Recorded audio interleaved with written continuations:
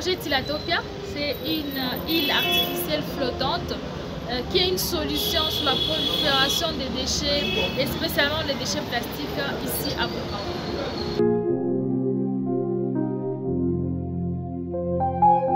Tilatopia, c'est un poisson, tilapia, à moitié mangé sur un plateau avec des couverts. Donc on aura une fourchette et une cuillère.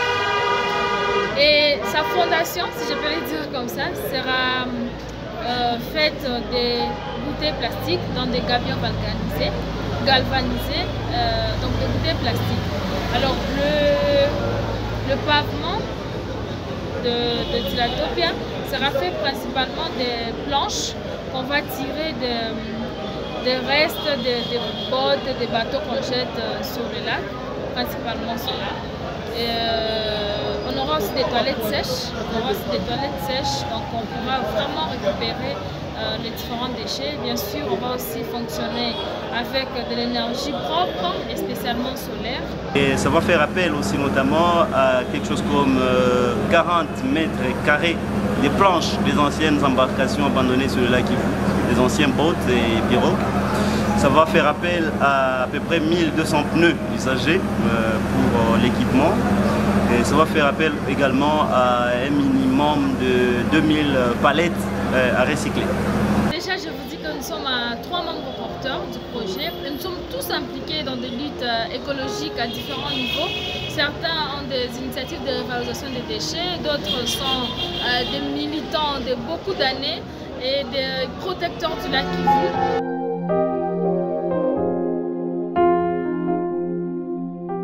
Les consommateurs mixtes, nous voulons que ça fasse appel aux autochtones qui comprennent un peu l'importance de la valorisation des déchets et que les ordures ne vont pas rester ordures, on peut les transformer en ordures.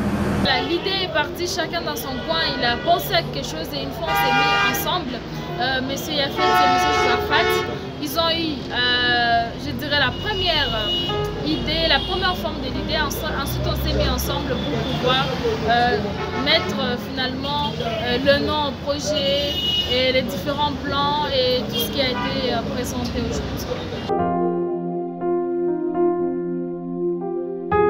C'est une île qui va flotter sur 1 500 000 bouteilles plastiques enfermées dans des gabions galvanisés.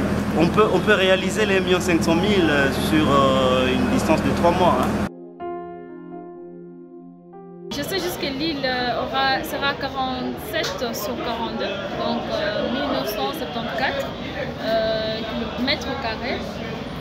Je ne sais pas il en faut combien, je ne sais pas trop. Une île qui appelle à la gestion des déchets, qui appelle au recyclage, parce qu'il faut quand même, au bout de compte, parce qu'on n'a pas réussi dans l'interdiction de l'utilisation du plastique.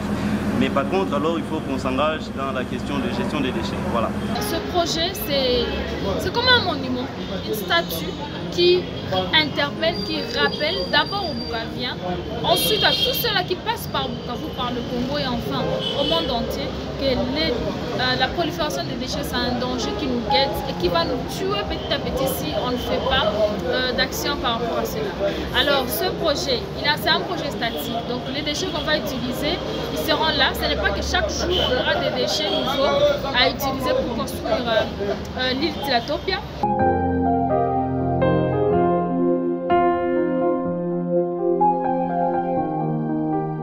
Mais en moins, on sait qu'une partie des revenus tirés de Tilatopia seront alloués à la valorisation des déchets de la ville de Bukavu et surtout à la sensibilisation. Donc c'est vraiment un projet qui rentre dans la thématique actuelle du monde.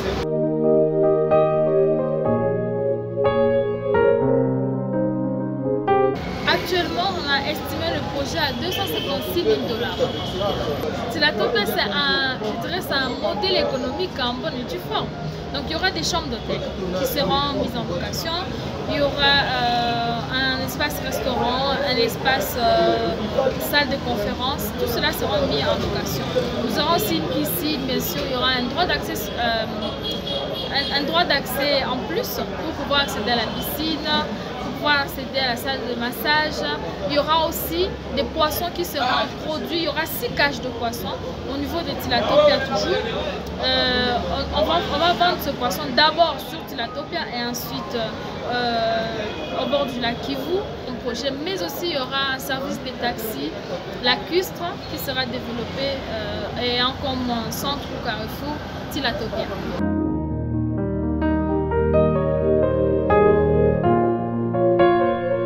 Interdit effectivement l'importation de ces déchets.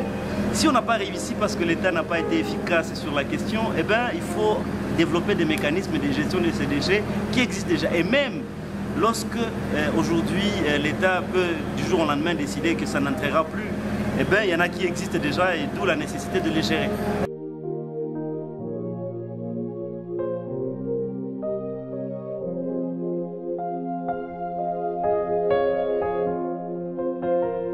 En tout cas, la première année, on ne pense pas pouvoir faire moins de 200 000 $. La première année.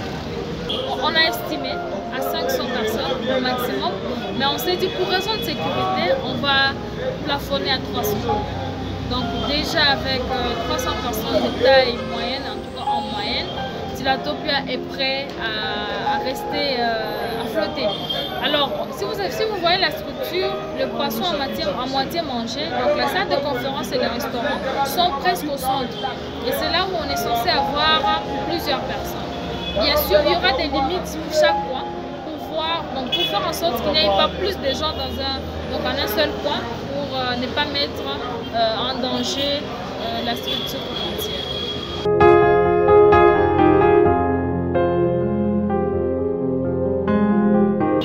Les consommateurs, je ne veux pas dire tout le monde, mais c'est le Bukavien principalement. Tout celui qui passe par Bukavu. Tout touriste qui passe par des régions autour du lac Kivu. Je ne sais pas les citer toutes, mais je sais qu'il y a le nord Kivu, le sud Kivu, il y a le Rwanda, je crois qu'il y a Tchangougou et une autre province, je crois. Mais aussi la rivière Ruzizi, donc le lac Kivu et la rivière Ruzizi, on ne sait pas trop les séparer. Donc il y a aussi les Burundais qui peuvent passer.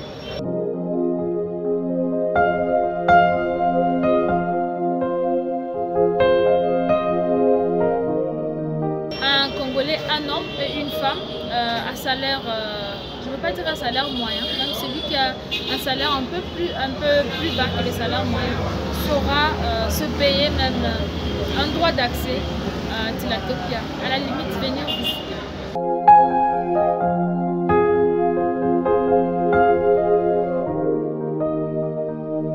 Pour moi, c'est une très grande réalisation. Et plus important, j'estime que c'est aussi une très grande source d'inspiration pour les plus jeunes, et spécialement les jeunes filles, les jeunes femmes qui pensent ne pas être capables de réaliser ces succès-là. Chaque fois que j'ai l'occasion de leur parler, comme aujourd'hui s'il vous plaît, réalisez, essayez, vous verrez que vous allez vraiment réaliser ce que vous comptez réaliser. Et surtout, j'encourage votre environnement pour pouvoir vous accompagner, parce que c'est ma plus grande force.